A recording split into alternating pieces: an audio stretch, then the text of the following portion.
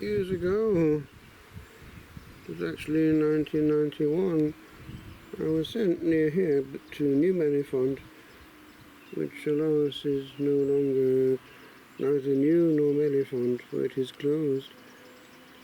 It was built here, near the old Mellifont. To prepare myself for being clothed as a premonstration, but it was quite a dramatic moment, because all the instincts of the past came back. The Cistercian night, the stillness of the pre-dawn, all that was before me was very familiar. And so I thought and mused. There was a providence, certainly, in all this. I recall how, in France, the whole notion of preaching was not really encouraged. I recall the novice master's comment with regard to who was going to be hebdom that week. The important thing that he had was the homily. In other words, it was the bit that people didn't really want to do.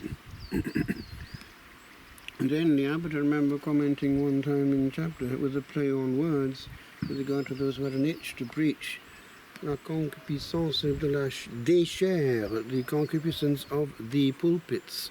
A play on words with regard to la chair et les chairs, flesh and pulpits.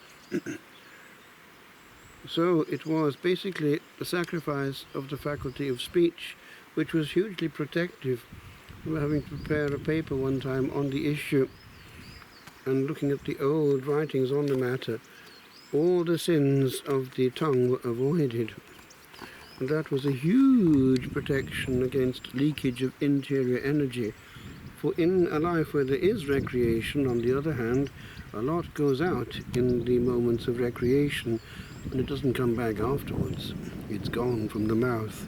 And one engages with all kinds of human dynamics in the meantime, and in fact all the past comes back. One talks about the past far too easily, whereas in the Cistercian life it is buried, and one is dead, and happy to be so, forgotten by the world and even by one's brethren.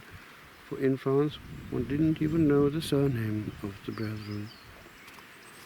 And so when one thinks, on the contrary, of those who had that life, that is, the monastic life in its structure, but with the ordination and use of ordination, there was a big difference. For whereas in the Cistercian life, the time in between the offices is given essentially to manual work, in a life which is based on ordination, it's given to ministry. And that's a huge difference of channeling of energy. This week we had the feast of St. Anthony of Padua, one of the greatest preachers of all time. And it's interesting that the part of his body most venerated at Padua is his tongue, miraculously conserved. Indeed, when they put it underground during the war, it started to decompose, and then the brethren were shocked, and they prayed hard, and by the feast, the 13th of June, it had been miraculously restored, and it's now exactly as it was when he died. The tongue which had converted thousands upon thousands. And so it is that the ideal might be precisely to have the contemplative life inside, but the possibility of sharing it with the tongue and the pen outside.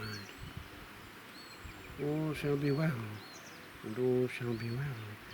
But anyway, when in retreat nearby here in New Manifond, I wrote these words. It was all familiar, in fact, too familiar for comfort.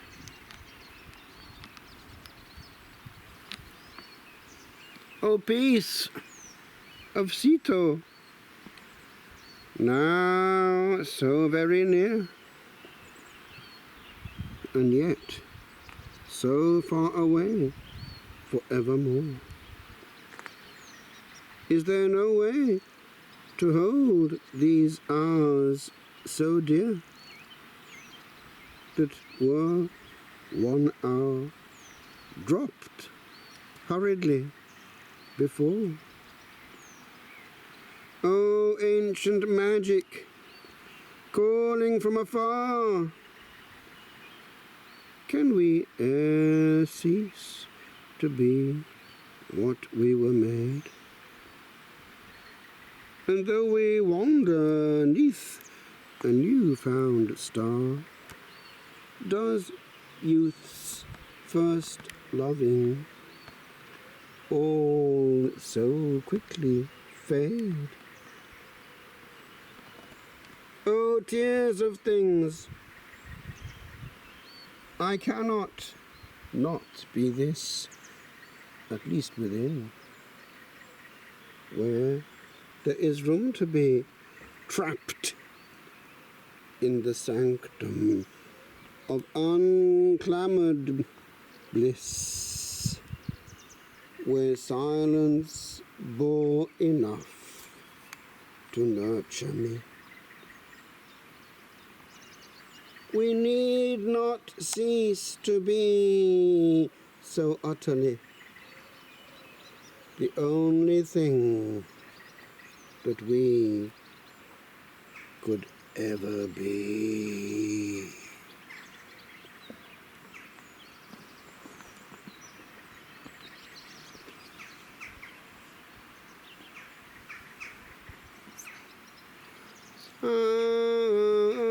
Ave Regina,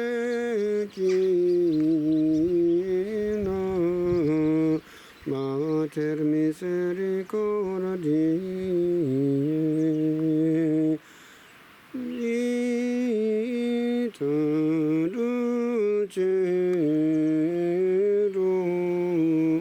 et spes nostra salvi, a te clamamus, exules Filii,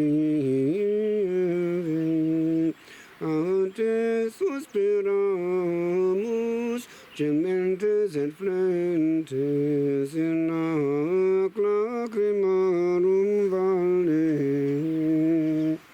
Ergo advocata nostra, Iunos tuus misericordes oculos, ad nos converte, et Iesum benedictum fructum ventris tui, nodis post hoc exilium